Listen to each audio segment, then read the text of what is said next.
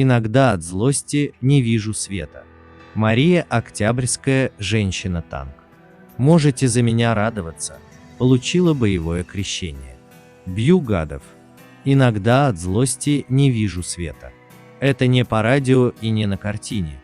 Вижу, как гады пьяные во весь рост идут в контратаку. Так писала родным Мария Октябрьская в октябре 1943 года. На старых черно-белых фотографиях видно, что у нее яркие брови и губы, наверное, любила помаду. И красивые платья любила, и живые цветы. Такую женщину легко было представить поэтессой или певицей. Но вместо сцены у нее был танк. Она родилась и выросла в Крыму, успев уехать от родителей до того, как их раскулачили и сослали на Урал. В ее биографии удивительно многое, начиная с имени.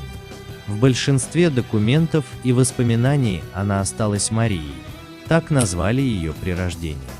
Но семья и муж звали ее Тамарой. Это имя, не взлюбив родное, она выбрала сама еще в юности. А ее муж-кавалерист не любил свою фамилию, и из Ильи Ридненко стал Ильей Октябрьским. Они поженились в 1925 году, и эта фамилия статной паре шла. «Вышла замуж за воина, и ты служишь в армии», — говорила Мария. И служила.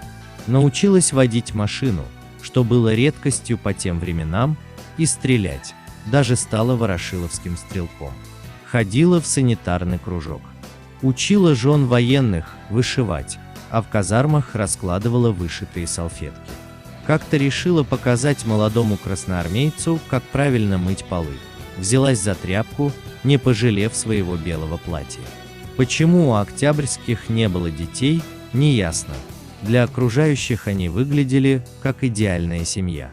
Война застала их в Кишиневе. Марию эвакуировали в Томск, Илья уехал на фронт и погиб, не успев провоевать и 2 месяцев. Мария работала кем могла, помогала обустраивать детский дом, куда привезли ребят из блокадного Ленинграда. Ездила в госпитали, произносила агитационные речи. Однажды устроила бал, чтобы красиво проводить мобилизованных девушек. Они пришли на него в своих лучших платьях и, не возвращаясь домой, надели формы и ушли на фронт. Мария сумела быть полезной в тылу, но рвалась воевать сама. Воевать, чтоб мстить за мужа. Однако на фронт ее брать не хотели. По тем временам она считалась слишком взрослой. В 1941 году ей исполнилось 39 лет, да и здоровье было не идеальным. Но она была женщиной-танком и решила, что ей нужен личный танк. Сначала Мария распродала свои вещи. Она многое успела вывезти в эвакуацию.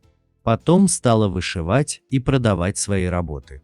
Накопила 50 тысяч рублей, огромные, по тем временам деньги. Отправила телеграмму лично товарищу Сталину. И Сталин ей ответил: «Благодарю вас, Мария Васильевна, за вашу заботу о бронетанковых силах Красной Армии. Ваше желание будет исполнено. Примите мой привет». Мария выучилась и стала первой в стране женщиной-механиком-водителем танка.